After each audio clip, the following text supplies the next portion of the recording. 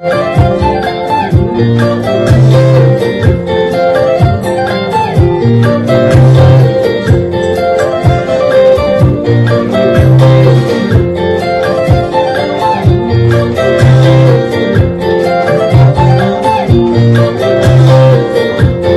shalom à toutes et à tous. Nous sommes heureux de vous souhaiter la bienvenue à ce nouveau numéro de GLC Show, au cours duquel nous recevrons un homme exceptionnel que j'aurai l'occasion de vous présenter. Je suis votre humble serviteur, le frère Consti, et je ne suis pas seul, comme je vous le disais précédemment. Je suis accompagné d'une grâce. Si aujourd'hui le nom GLC existe, c'est par le biais de cette personne. C'est parce que Dieu a mis ses paroles, a mis une vision dans une personne et qui a implémenté cela. Donc je vais me retourner vers mon invité à qui je vais donner la latitude de se présenter. Bonjour homme de Dieu. Bonjour Consti. Je suis heureux d'être là. Je vous suis en ligne et je bénis Dieu pour ce beau travail que vous êtes en train de faire. Et je bénis Dieu pour God is Love, Charlotte, ainsi que la servante de Dieu, Pasteur Marthe, ainsi que toute l'équipe. Je vous bénis déjà. Alors je me présente, moi c'est Eric Kaloyi, je suis visionnaire de la communauté God is Love Center. Alors notre siège social se trouve à Ottawa. Donc, et puis nous avons notre première extension ici à Charlotte, la deuxième à Montréal, et dans les années qui viennent, nous sommes en train déjà de travailler pour d'autres places. Je suis fortement marié à la plus belle femme du monde. Elle est juste là derrière, à côté de moi, et à Maman Nana. Et je suis père de plusieurs enfants, toute la communauté God is Love au travers le monde. Je vous aime et je vous bénis.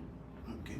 L'honneur m'est choix aujourd'hui de recevoir cet homme dans le cadre de cette émission, au cours duquel nous allons parler d'un sujet des plus importants, car nous croyons que à chaque fois que nous évoquons des thèmes ici, cela est juste pour le bien-être et le bénéfice des personnes qui nous suivent. Amen. Ouais. Donc la consigne reste la même. Abonnez-vous à nos différentes pages, principalement sur celle dont vous nous recevez, qui est GLC Charlotte TV, notre chaîne YouTube. Vous pourrez aussi trouver le lien sur notre chaîne Facebook, notre page Facebook, je voulais dire, donc, qui se nomme GLC Charlotte juste. Donc, sur ce, nous allons énoncer le sujet qui va articuler nos débats de ce jour. Et le sujet s'intitule « La mentalité d'un bâtisseur ». Tout au long de cette émission, nous allons essayer de comprendre c'est quoi la mentalité d'un bâtisseur, quelles sont les caractéristiques qui font la mentalité, sinon quelles sont les caractéristiques propres à un bâtisseur. Et pour ce faire, je vais directement me retourner vers mon interlocuteur, à qui je vais poser la première question. Homme de Dieu, lorsque nous parlons de la mentalité d'un bâtisseur, je crois qu'il serait de bon aloi pour nous de définir d'abord le terme clé. Alors, comment est-ce que vous définissez le terme? Parfait, la bonne question, c'est comme si tu lisais dans mes pensées. Mais j'aimerais aussi encourager aux personnes qui nous suivent de s'abonner aussi à GLC TikTok. Nous avons aussi GLC TikTok. Alors, abonnez-vous. Parfait. Alors, je vais d'abord définir c'est quoi une mentalité et je vais définir c'est quoi un bâtisseur. Parfait. Et puis, je vais parler sur les deux mentalités d'un bâtisseur. La mentalité fait référence à l'ensemble des attitudes, valeurs et perceptives qui influencent la façon dont une personne perçoit, la perception, très importante, je vous l'ai dit tantôt, et réagit aux situations de la vie. La perception et la réaction aux situations de la vie, c'est les cadres mentaux à travers lesquels une personne interprète, l'interprétation. Très important, notez les mondes qui l'entourent et prend des décisions. Ça, c'est la mentalité en termes généraux. C'est qui un bâtisseur? Ça, c'est très très simple. Un bâtisseur, c'est celui qui construit, c'est celui qui solidifie, c'est celui qui édifie, c'est celui qui est capable de commencer quelque chose dans les néants et de faire quelque chose de bien. Un bâtisseur est celui-là qui est capable, à l'aide d'une idée, à l'aide d'une directive, est capable de construire ou de bâtir quelque chose de visible pour la bénédiction de tout le monde. En gros, en termes de définition ou de ma perception, c'est ça. Ok. Aussitôt dit, j'ai une interrogation qui remonte vers moi. C'est celle de savoir, est-ce que tout le monde a la capacité de se constituer en bâtisseur? Est-ce que tout le monde a en soi les aptitudes d'un bâtisseur? Parfait. Très, très bonne question. Vous devez d'abord comprendre en cela que nous sommes créés par une personne. Alors, quand la personne est créée, quelle a été la pensée première de notre Créateur? C'est alors que c'est important à tout enfant de Dieu de bien maîtriser Genèse.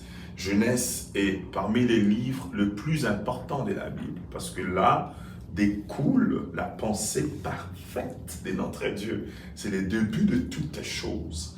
Alors, quand vous lisez Genèse 1, Genèse 2, lisez tous les chapitres, vous allez voir que en construisant ou en créant ces mondes, Dieu a lâché des paroles de bénédiction. Par exemple, la Bible dit qu'il rassemble la mer et de cette mer, il crée ce qu'on appelle la terre. Et quand vous lisez, la Bible dit, il bénit la terre et il demande à la terre de commencer à produire de la verdure. Mais qu'est-ce que vous remarquez aujourd'hui? Que partout où il y a une portion de terre, si cette terre-là n'est pas bien maîtrisée par l'homme, il y a toujours de la verdure. Chez moi à la maison, quand c'est l'été que je vais faire les gazons et toutes ces choses, je remarque toujours dans des portions de terre où j'aimerais laisser juste comme ça, il y a toujours des herbes qui poussent. Pourquoi? Parce que quelque part, le Créateur a lâché une parole sur la terre. Donc, vous allez voir que partout, même à part peut-être les déserts parce que les conditions ne sont pas réunies, mais partout, même sous la mer, là où il y a la terre, il y a des plantes qu'on appelle des plantes des mers. Donc, pourquoi? Parce qu'une parole a été lâchée. Alors, qu'est-ce qui a été dit par rapport à l'homme? Quelle est cette parole qui a été lâchée par l'homme? Si la terre produit, peu importe la température dans tous les pays du monde, vous allez voir qu'il y a des formes de plantes, des arbres ou des arbres qui poussent. Pourquoi? Parce que la terre respecte cette voix qui est sortie des dieux jusqu'aujourd'hui. Mais par rapport à l'homme, qu'est-ce que Dieu a dit alors? Il a dit ceci, il dit, multipliez-vous, remplissez la terre.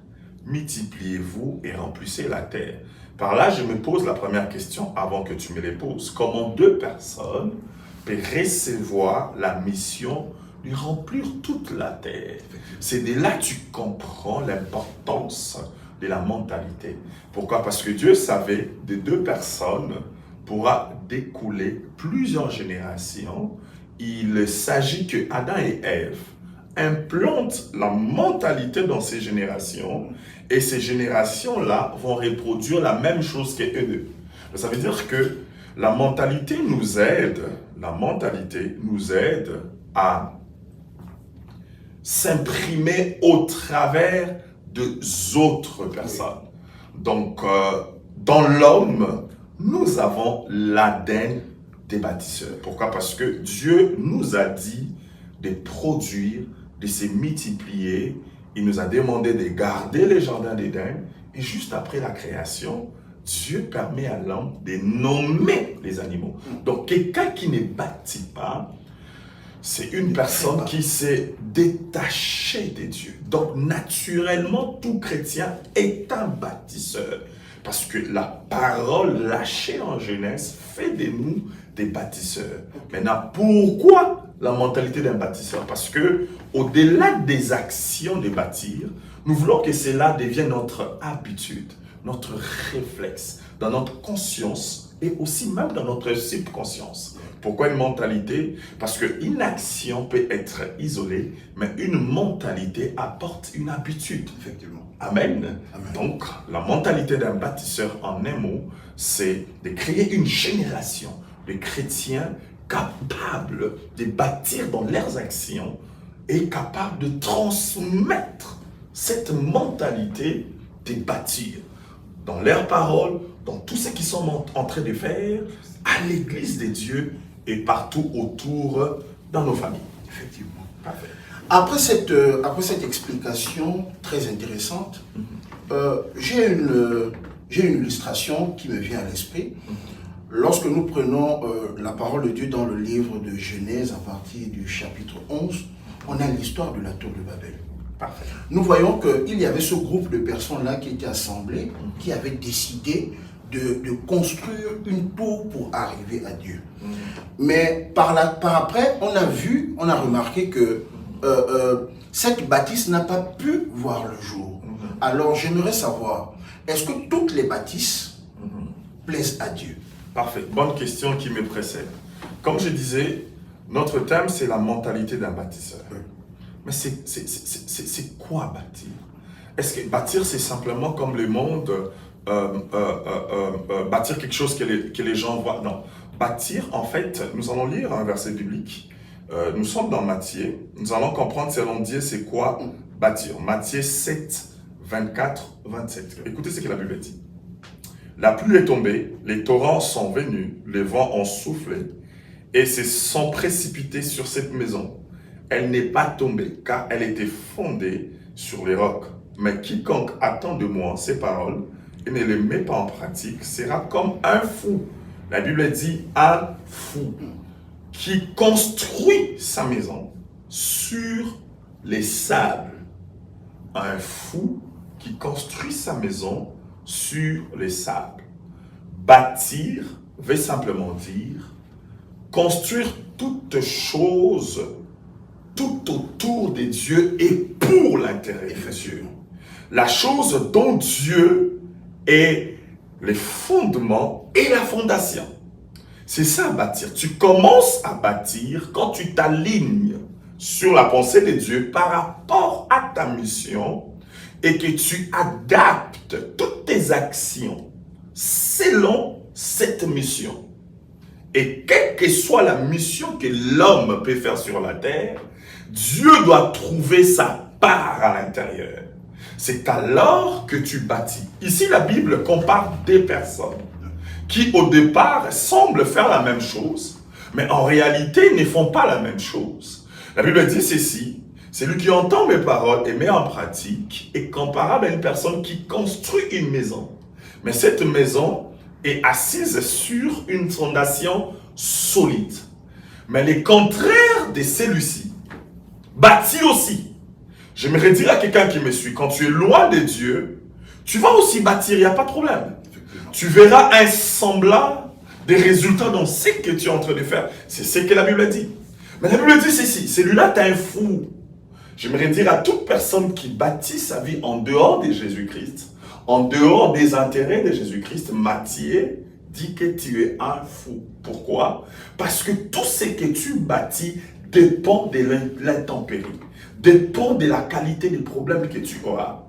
Si tu bâtis ta maison, ton mariage, tes études, tes réussites, ton travail, ta raison de vivre ici sur terre, en dehors de Jésus-Christ, en réalité, tu les bâtis sur une base pas solide.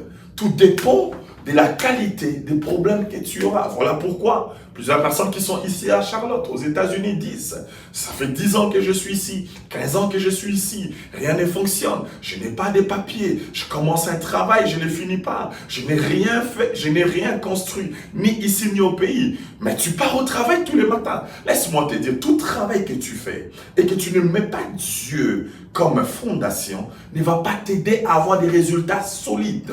En fait, les résultats dépendent de celui qui est avec toi. Et celui qui est éternel, notre Dieu, le Seigneur Jésus-Christ, fera en sorte que tes résultats soient bonifiés par une grâce spéciale. Mais si tu es loin de Dieu, comme ta question, la tour des Babel, ils avaient la volonté, ils avaient la persévérance, mais la motivation était mauvaise. On va le dire tantôt par qu'est-ce qui caractérise les bons bâtisseurs.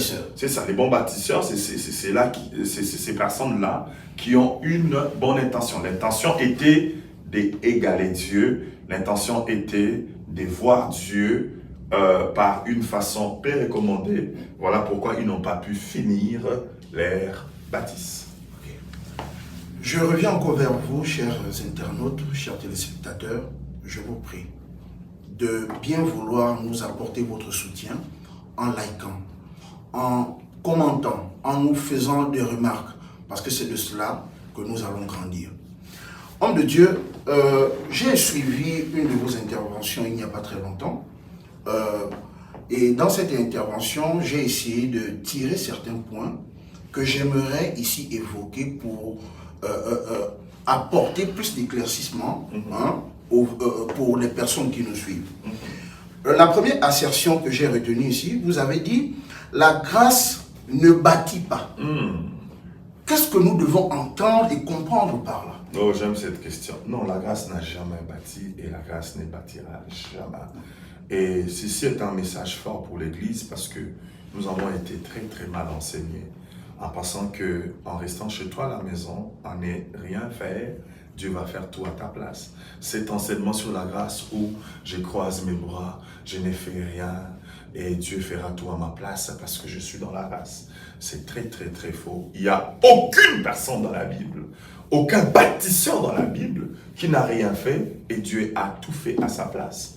Donc, j'aimerais dire ceci, quand vous lisez toute la Bible, vous allez comprendre, surtout le Nouveau Testament, que Dieu bonifie les actions des hommes. Parce que la grâce ne bâtit pas, c'est l'homme qui bâtit. Et nous, parce que nous sommes enfants de Dieu, nous ne travaillons pas comme les païens. Ça veut dire que le travail que nous sommes en train de faire est bonifié par sa grâce. Donc, si tu es dans un travail, ta vie doit être différente avec la vie d'un païen. Pourquoi? Parce que toi, ton travail sera bonifié par la grâce. Donc, la grâce ne bâtit pas, parce que pour bâtir, il faut que l'homme puisse poser une action. Dieu habite dans le monde des esprits. La Bible dit dans Psaume, il donne la terre aux hommes. Donc, légalement, Dieu ne peut pas agir sur la terre. Voilà pourquoi il se cherche un corps humain. Et heureusement pour lui, il y a 2000 ans à la croix, Jésus-Christ a payé les prix. Et nous, notre corps est devenu les temples. Donc, il y habite et il agit au travers de nos actions. Donc, bâtir, c'est faire une action selon la volonté de Dieu et c'est les résultats qui est bonifié par la grâce de Dieu. Parce que par la suite, vous avez affirmé encore que la grâce n'est pas une action, mais la grâce multiplie les actions d'un enfant de Dieu. Parfait. La grâce n'a jamais été une action. Frères et sœurs, si tu ne te lèves pas pour aller travailler, afin que l'argent ne manque pas dans ta maison, l'argent va manquer dans ta maison. Mais quand tu vas t'élever pour aller travailler, Dieu va bonifier ton travail. Dieu va te donner la bonne santé. Dieu va te donner la grâce et la faveur pour que tu trouves un travail dont même tu n'es pas qualifié. Je crois à ces choses. Je crois que quelqu'un qui n'est pas qualifié pour un travail donné, mais parce qu'il s'est levé, il a fait les premiers pas, Dieu peut faire grâce qu'il trouve quelque chose qu'il ne mérite pas. Donc la grâce bonifie les résultats parce que Dieu n'aime pas les fainéants. Mais pour une église, tu ne peux pas être un bon chrétien. Le pasteur Verneau l'a dit souvent. Il dit c'est suspect pour celui qui se dit enfant de Dieu quand il est à l'église et qui ne fait rien. C'est suspect. Ça veut dire que ce n'est pas un enfant de Dieu. Tout enfant de Dieu qui a le cœur de Dieu, là où il est à l'église locale, là où il travaille, doit travailler. Jésus-Christ, fils de Dieu, qui a l'onction sans limite, qui est fils et Dieu au même moment. La Bible dit, il priait toute la nuit et il servait toute la journée. Il prêchait toute la journée. Qui nous sommes, nous, pour s'asseoir et ne rien faire et s'attendre que l'église grandisse? Ne rien faire et s'attendre que l'argent coule dans la maison. Ne rien faire et s'attendre que les mariages, même les mariages, Aujourd'hui, nous avons un taux élevé de divorces à l'église. Pourquoi? Parce qu'on pense que le Saint-Esprit va prendre soin de son mari. Le Saint-Esprit ne prend pas soin du mari. Tu dois poser des actes concrets comme étant femme. Tu dois poser des actes concrets comme étant homme pour garder ton mariage. Et la grâce de Dieu viendra pour bonifier toutes les choses. J'aimerais lancer un appel. Toi qui es dans un département, fais en sorte que tu puisses travailler fortement dans ce département. Dieu te bénira et la grâce de Dieu va sécuriser ton travail et va distinguer ton travail. Okay. Merci, homme de Dieu. J'aurais une question. J'ai une question qui taraude mon esprit. Elle aura tendance à sortir peut-être même du thème. Il n'y a pas de problème. Mais ce sera une question qui va revenir dans le thème. J'aimerais comprendre, c'est quoi la voix de Dieu? Et est-ce qu'il serait possible d'être un bâtisseur, d'avoir une mentalité de bâtisseur sans avoir écouté la voix de Dieu? C'est pratiquement impossible parce que, comme je l'ai dit, dans notre langage à nous, bâtir, ce n'est pas faire sortir un bâtiment juste comme ça. Bâtir, c'est rencontrer les désirs de Dieu qui est l'avancement de son royaume, mais dans les domaines diversifiés. Ça veut dire que si tu es médecin, dans ton domaine à toi, quand tu traites un malade et tu lui dis que tu seras guéri parce que je ferai le travail et je prie un Dieu qui est puissant, tu es en train de bâtir dans ton domaine qui est la médecine, mais tout en faisant avancer les royaumes de Dieu. Donc ça veut dire qu'il n'est pas possible de bâtir selon Dieu si tu n'entends pas la voix de Dieu. C'est quoi la voix de Dieu? C'est tout ce qui est écrit dans la Bible. Donc en un mot, bâtir veut dire écouter la volonté de Dieu et poser des actions qui fait en sorte que le royaume de Dieu avance. Mais comment avoir l'approbation, par exemple, de ce que nous sommes en train de faire se fait selon la voix de Dieu? Comment avoir l'approbation que là, nous sommes en train d'agir selon la voix de Dieu? Comme je viens de le dire tout à l'heure, aussi simple que de faire des choses qui est recommandées dans la Bible, de faire des choses qui est enseignées à l'Église, de suivre les directives du pasteur de l'Église, parce que c'est celui qui représente ou qui est établi par Dieu. Donc c'est important de faire tout ce qui est recommandé dans la Bible et de l'adapter selon sa mission. Parce que tous, nous n'avons pas reçu la même mission. Donc être sûr que tu es dans la volonté de Dieu, c'est quand tu es conforme à la parole de Dieu. Homme de Dieu, étant donné que nous sommes aussi dans un cadre ecclésiastique et que la mentalité, elle peut se vivre de façon individuelle, mais aussi de façon collective. J'aimerais savoir quelles sont les caractéristiques qui pourront montrer qu'une équipe, par exemple, on sort du cadre individuel, on rentre dans le cadre d'une collectivité, d'une équipe. Quelles sont les caractéristiques qui peuvent nous montrer que cette équipe-là a les caractéristiques d'une équipe qui a les vertus des bâtisseurs? Amen. Très très bonne question. Premièrement, j'aimerais dire une chose. Nous sommes ici à Charlotte. C'est une ville multiculturelle. Mais tous nous pouvons voir une chose. Là où il y a par exemple 20 Chinois, vous voyez qu'est-ce que les Chinois font ici. J'ai remarqué, ils sont beaucoup plus dans le business. Là où il y a un Chinois, à côté, il y a un business. C'est dans leur mentalité. Là où il y a par exemple un Africain, un Camerounais, un Congolais, un Gabonais, nous avons tous nos propres mentalités. Et nous savons que dans un lieu, s'il y a beaucoup plus, par exemple, de Français ou des Américains, il y a des choses qui suivent. Pourquoi? Parce que c'est relié à une mentalité. Donc, je vais prendre l'exemple des Chinois.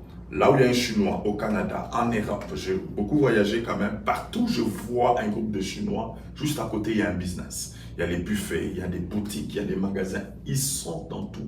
C'est dans leur ADN, c'est dans leur mentalité. Mais la question que je pose, comment on peut facilement repérer un chrétien?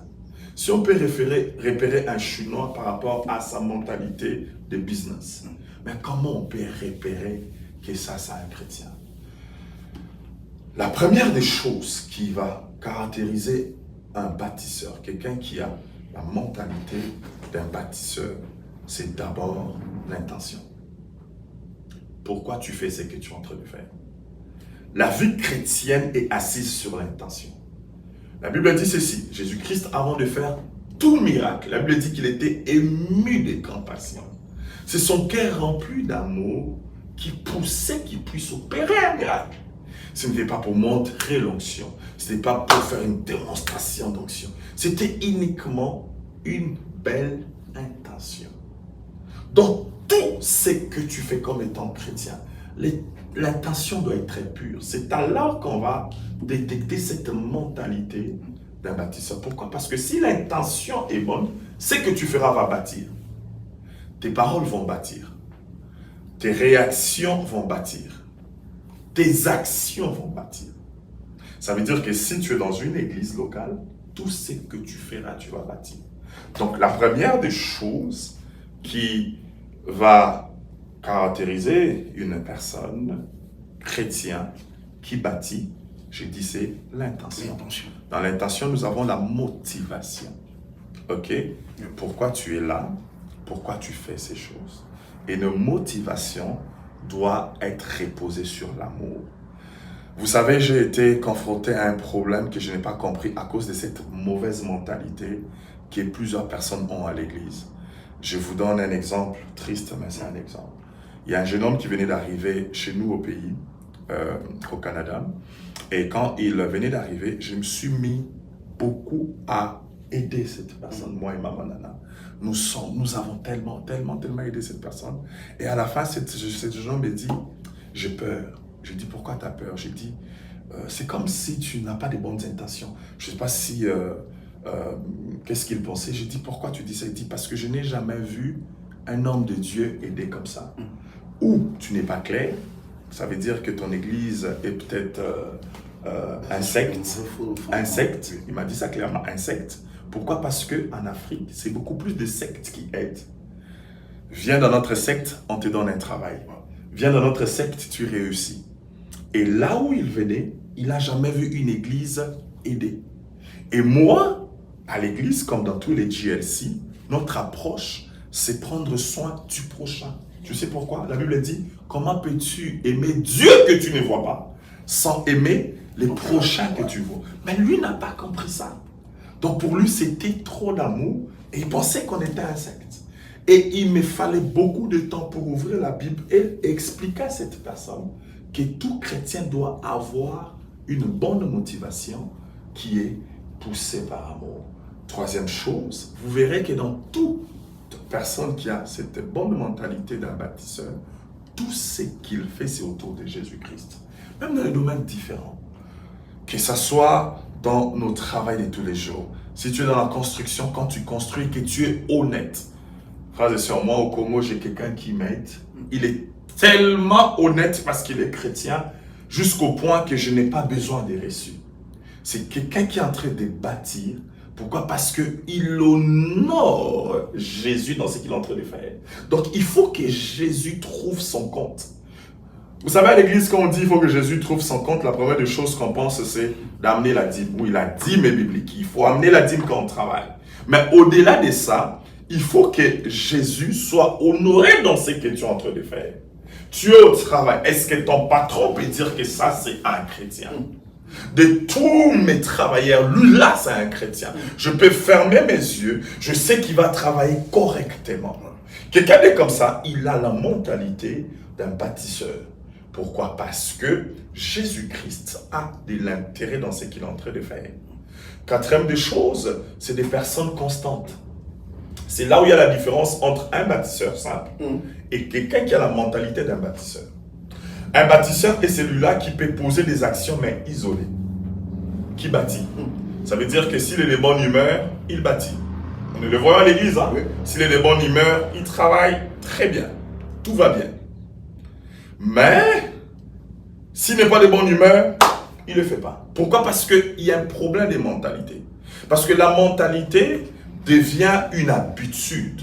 Mais quelqu'un qui a la mentalité d'un bâtisseur, il bâtit par action et par réflexe. Ça veut dire que c'est dans son subconscient. Alors c'est très important de comprendre ces choses. Malheureusement, on n'aura pas le temps pour aller voir les facteurs qui bâtissent une mentalité, comment influencer ça. Malheureusement, nous arrivons au terme de cet échange qui a été fructueux, qui, j'espère, pour ma part, sera d'une bénédiction pour vous. Nous aurons l'occasion, par la suite, dans les jours à venir, de recevoir encore l'homme de Dieu, et je crois que les échanges seront toujours aussi enrichissants pour notre bien-être. Donc, avant que de conclure, j'aimerais encore vous demander de vous connecter, de vous abonner, de partager, de liker nos différentes pages, nos différentes chaînes, à savoir GLC Charlotte TV, GLC Charlotte pour le compte de Facebook, GLC TikTok. Donc nous vous prions de bien vouloir vous abonner à toutes ces différentes pages et ces différentes chaînes. Donc nous sommes l'église GLC Charlotte, nous sommes situés ici au niveau des États-Unis à l'adresse 29-23 Gibbon Charlotte NC. Ça va s'afficher en bas de votre écran. Donc, homme de Dieu, nous voilà arrivés malheureusement au terme de cette émission. Fort heureusement, parce que je crois que vous aurez encore l'opportunité de revenir ici. Nous aimerons prendre votre mot de fin. Merci déjà pour l'invitation. Une fois de plus, merci pour l'accueil. Je suis bien logé, je mange bien, je me repose. Que Dieu vous bénisse pour ça. Alors, nous vous lançons une invitation de venir vous joindre à nous ici à GLC Charlotte. Et aussi, si vous êtes au Canada, à Ottawa ou à Montréal, nos adresses vont juste défiler à la fin. Et aussi, nous avons débuté un grand projet ici à Charlotte. Et nous savons que Dieu va bénir toutes ces personnes qui vont nous aider à acheter un bâtiment. Il n'y a pas une grande bénédiction plus que bâtir une maison pour Dieu. Alors, je vous invite tous de venir nous aider pour que Dieu puisse vous bénir, ainsi que vous et tous vos enfants. Voilà des bels investissements que vous pouvez faire pour votre famille et pour vos enfants. Bâtir pour Dieu. Et toutes les générations après pourra prier et dire à Dieu, souviens-toi, j'ai bâti ta maison, toi aussi bâtis ma maison. Sinon, on se revoit demain et que Dieu vous bénisse. Bonsoir. Dans le même ordre d'idée, nous voulons passer quelques salutations. Nous voulons saluer notre pasteur local, maman Marthe Chimbo. Nous voulons saluer toutes les mamans de l'église et toute la communauté GLC Charlotte et toutes les autres communautés de GLC à travers le monde. Que le Seigneur vous bénisse.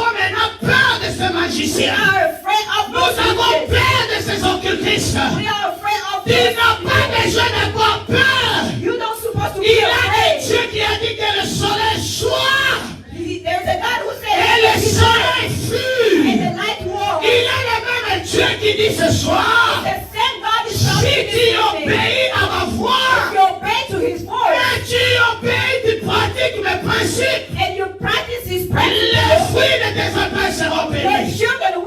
Je t'ai dit, les fruits de tes attentes seront Our bénis. children will be blessed. Cela ne veut pas dire It doesn't mean qu'ils n'auront pas de combat. you're going to be no Le battle. diable peut rôder, The devil can mais le diable hold n'ôtera pas la He's bénédiction. not going to take your blessing Parce que away. la bénédiction Because their est blessing attachée à ta source is connected to the qui a source. obéi à la parole de Dieu. Obey to the voice Et of ta God. source à toi, And your source c'est l'Éternel des armées is the Lord qui Almighty. a mis en pratique sa parole. You put your Est-ce que quelqu'un entend ce soir? Are you listening this evening? Est-ce que tu entends ce que je t'ai dit ce soir? I don't